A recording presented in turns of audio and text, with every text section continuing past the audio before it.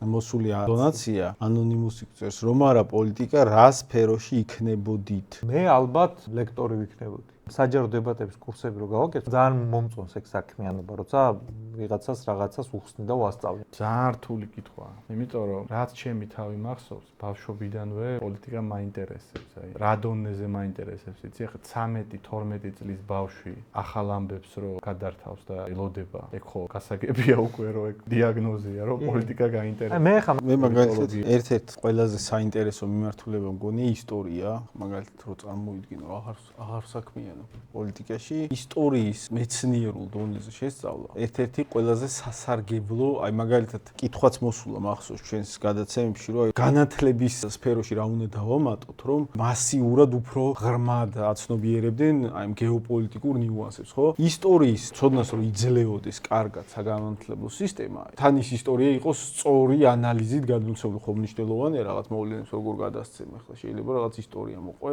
ზღაპრების სახით, მაგრამ რეალურად კარგად გაანალიზებული, გაწერილი პროცესები ისტორიული, ეგ არის ძალიან მნიშვნელოვანი ცოდნა ჩემი აზრით.